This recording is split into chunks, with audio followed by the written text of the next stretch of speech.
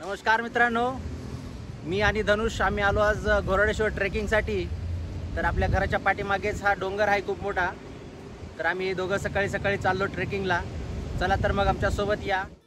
पुणे शहराच्या आजूबाजूला बरेच असे लोकेशन्स आहेत ज्या ठिकाणी आपण ट्रेकिंगसाठी जाऊ शकतो किंवा अर्ली मॉर्निंग जर आपल्याला निसर्गाची कनेक्ट व्हायचं असेल तर या ठिकाणी आपण येऊ शकतो। त्यापैकी माझं एक फेवरेट ठिकाण म्हणजे घोरडेश्वर केव्ज। घोरडेश्वरचा जो हा डोंगर आहे हा पुणे शहरापासून खूप जवळ आहे, अगदी 20 ते 25 किलोमीटर अंतरावरती। पुणे शहरापासून खूप जवळ असल्यामुळे या ठिकाणी येणाऱ्या लोकांची संख्या पण भरपूर असते।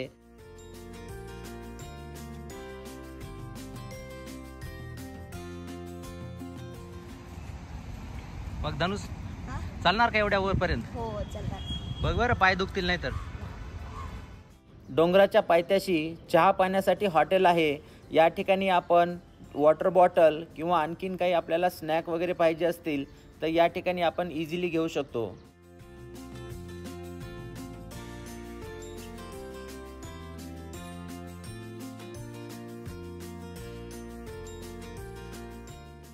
डोंगरावर जाण्यासाठी दगडी पायऱ्या बनवलेल्या आहेत, त्यामुळे आपल्याला वर जाण्यासाठी जास्त त्रास होत नाही।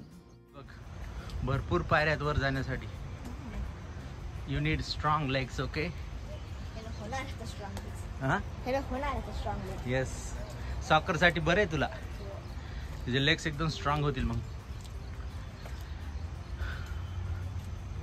पाऊस खूप पडलेला आहे काल, त्याच्यामुळे सगळ्या पायऱ्या एकदम अशा ओल्या आहेत आणि सारखा इकडे पाऊस पडत राहतो। आम्ही इंडियात आल्यापासून 2-3 दिवस झालं सारखा पाऊस चालू आहे। धनुष, गरमी व्हायला लागली का? आणखीन तर आपण 25-30 पायऱ्या स्टार्ट झाले फक्त, झाल्यास त्याला। ज्यांना डोंगरावर जाण्याची सवय आहे त्यांना कदाचित इथे येण्यासाठी सोपं वाटेल, परंतु ज्यांना सवय नाही त्यांना मात्र इथे दम नक्की लागतो आणि सोबत येते वेळेस वॉटर बॉटल असणं खूप गरजेचं आहे। वर जायला आणखीन 20-25 मिनिट लागतील। हर हर महादेव, हर हर महादेव।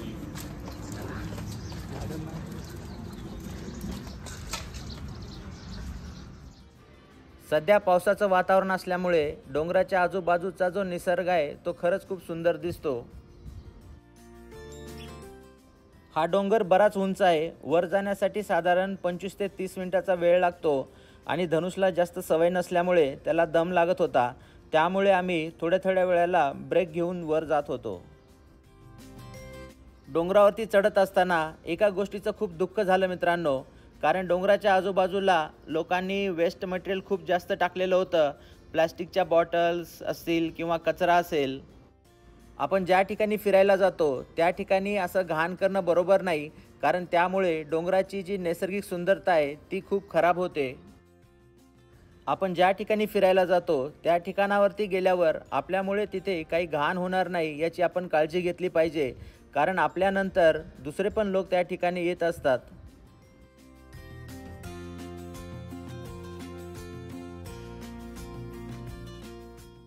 डोंगरावर आल्यावरती आपल्याला आजूबाजूचा परिसर हा खूप सुंदर दिसतो। एकदम गार हवा चालू आहे, तरी पण बघा आमच्या दोघांना घाम किती आलेला आहे। आपण हाफ वे आलोय फक्त। आता बघ इथून इकडे जायचंय वर, केअरफुली, ओके? पावसामुळे ना जास्त स्लिपरी झालेला आहे, पाय टाकते वेळेस जपून टाकायचा। आम्ही सकाळी लवकर आलो होतो त्यामुळे जास्त गर्दी नव्हती आणि वातावरण पण खूप छान आणि सुंदर होतं।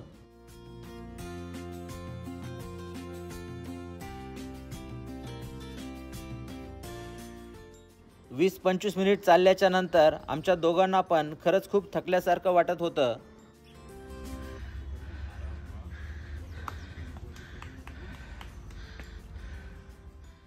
डोंगराच्या काही भागामध्ये दगडी पायऱ्यांची पडझड झालेली आहे, त्यामुळे आपल्याला चालते वेळेस थोडंसं जपून चालावं लागतं, कारण सध्या पावसाचे दिवस आहेत।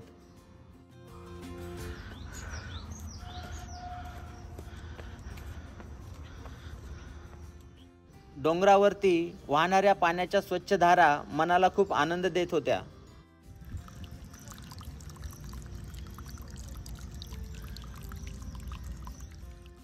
त्याचबरोबर चालत असताना आपल्याला आजूबाजूला अशी सुंदर फुलं पण दिसतात. आलो आपण 5 मिनिटात जाऊ आता. बरंच चाललास तू, तुला तर काही जास्त सवय नाही. आजूबाजूचा निसर्ग खरंच खूप सुंदर आहे. जर तुम्ही या लोकेशन पासून जवळ असाल तर या ठिकाणी नक्की भेट द्या. डोंगराच्या पायथ्याशी हा जुना मुंबई पुणे हायवे आहे.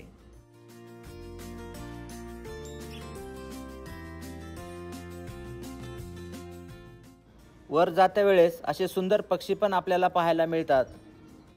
अरे किती जवळ येतोय आपल्या. काहीतरी खायला आहे का रे आपल्याकडे?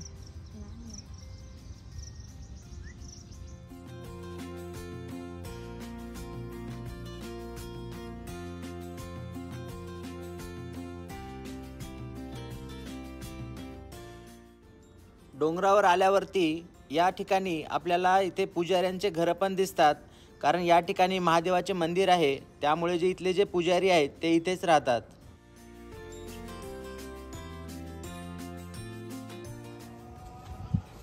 काय आहे बाबा, प्रसाद ठेवलेला आहे का? बर बर. किती वाजता येतं सकाळी? 7 वाजता. बर ठीक. 7:30. संध्याकाळी किती वाजेपर्यंत राहता मग? 4-5. शनिवारी जास्त गर्दी. बर.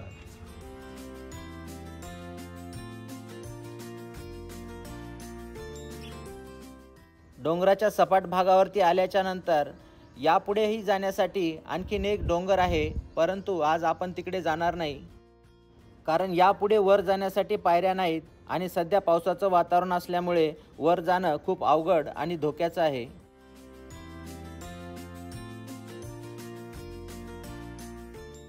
या डोंगराच्या आजूबाजूला खडकाला पोखरून बनवलेल्या गुफा आपल्याला सर्वत्र दिसतात. हजारो वर्षापूर्वी या गुफा कशा बनवल्या असतील याचं आपल्याला आज खूप आश्चर्य वाटतं. त्याचबरोबर या ठिकाणी डोंगराला पोखरून बनवलेले पाण्याचे खूप मोठे मोठे टँक आहेत, ज्या ठिकाणी जेव्हा पाऊस पडतो त्यावेळेस डोंगराचं पाणी येऊन या ठिकाणी साठतं. पाण्याची व्यवस्था होण्यासाठी किती विचारपूर्वक याचे निर्माण केलेले आहे. किती छान पाणी आहे. डोंगराचं पाणी येऊन तिथे साठून बसलंय. त्याचा हे केलेलं आहे वाटतं सर, काय त्याला खोल असा हौद केलेला आहे खड्डा. पाणी दाखव ना असं उचलून.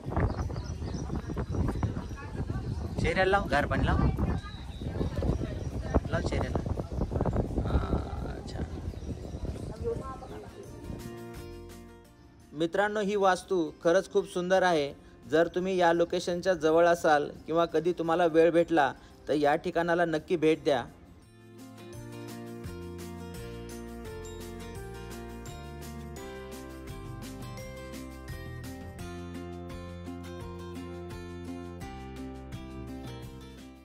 त्याचबरोबर या ठिकाणी गुफेच्या आतमध्ये महादेवाचं मंदिर आहे.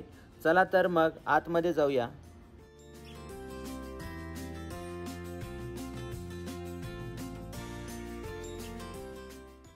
आतमध्ये आल्याच्या नंतर आपल्याला खरंच खूप आश्चर्य वाटतं की इतक्या मोठ्या प्रमाणामध्ये खोदकाम करून ही वास्तू कशी निर्माण केली असेल.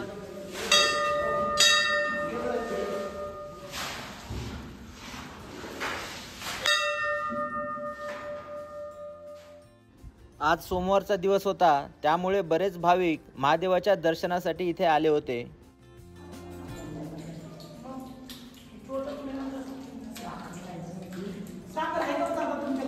हो आहे ना, धनुष आपली साखर. हो धनुष करू. सकाळची वेळ असल्यामुळे देवाला आंघोळ घालण्यात येत होती आणि आम्ही सकाळी लवकर आल्यामुळे आम्हाला पण ही संधी मिळाली.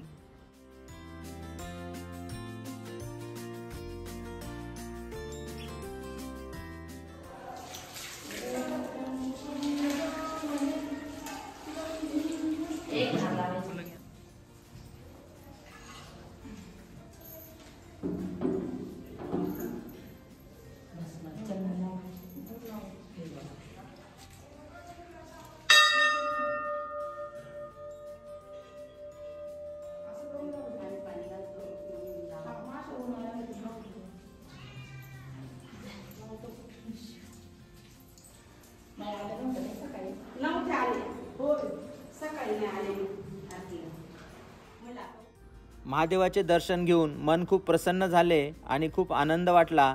आशा करतो की आजचा दिवस तुमच्या सर्वांना पण आनंदी जावो.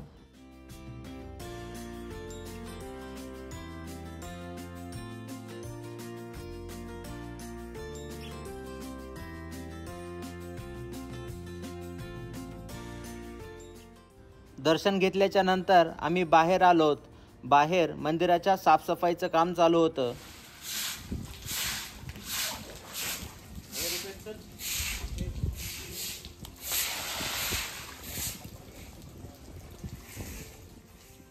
वापस जाते वेळेस नंदीचे पण दर्शन झाले. त्याचबरोबर मंदिराच्या आजूबाजूला मांजर आणि कुत्रा इकडे आपल्याला पाहायला मिळतात. धनुषला पेटची खूप आवड आहे, त्यामुळे त्यांनी एक मांजर जवळ घेतली.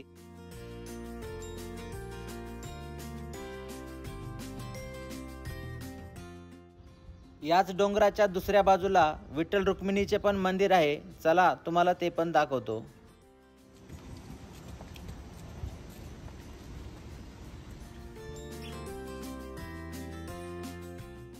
डोंगराच्या आजूबाजूला सर्वत्र बनवलेल्या या गुफा यांना बुद्धा केव्ज या नावाने पण ओळखलं जातं. सध्या या गुफांची बरीचशी पडझड झालेली दिसते.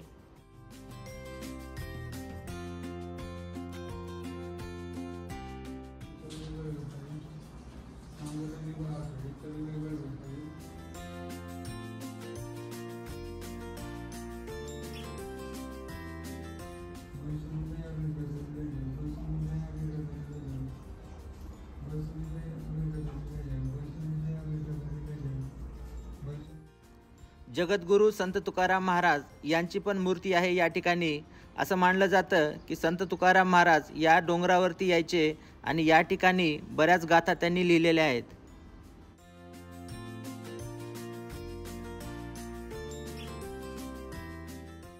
निसर्गामधले जे छोटे छोटे जीव आहेत त्यांचा धनुष अतिशय बारकाईने पाहणी करत होता. जीवन हा एक प्रवास आहे मित्रांनो. तो कितीही सोपा असला किंवा खडतर असला तरीही प्रत्येकाला आपापल्या गतीने तो पार पाडावा लागतो. हा छोटासा जीव इतका मोठा डोंगर चढत वर चालला होता. यामधनं मला बरंचसं काही शिकायला मिळालं. याच डोंगराच्या पाठीमागच्या बाजूला महाराष्ट्र क्रिकेट असोसिएशनचे स्टेडियम आहे आणि स्टेडियमच्या पाठीमागे मुंबई पुणे एक्सप्रेस हायवे आहे.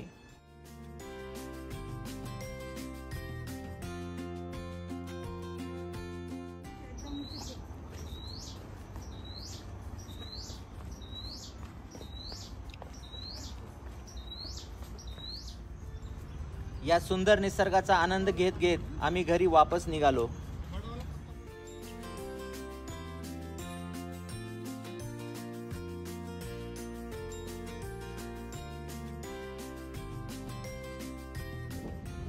चला तर मित्रांनो, मग आज महादेवाचं चांगलं दर्शन झालं. गोराडेश्वराचं डोंगर पाहून आम्ही आता निघालोत खाली. कशी दिली काकडी मामा? 20 रुपये. काय 20 रुपयाला एक? द्या आम्हाला एक काकडी. उगं थोडंसं मीठ लावा, जास्त नाही. बराच वेळ चालून धनुषला भूक लागली होती. वापस खाली जात असताना वाटेमध्ये आपल्याला असे फ्रूट सेलर दिसतात. द्या त्याला. किती वाजता आले? बर. कशी आहे काकडी? छान आहे. भूक लागली होती तुला?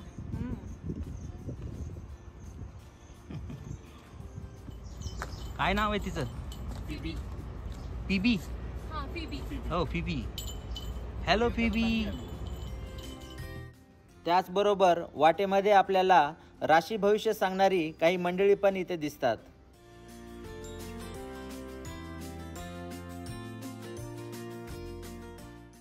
खाली आल्याच्या नंतर आमच्या दोघांना खूप भूक लागली होती. त्यामुळे आम्ही एका हॉटेलमध्ये थांबून वडापाव ऑर्डर केला.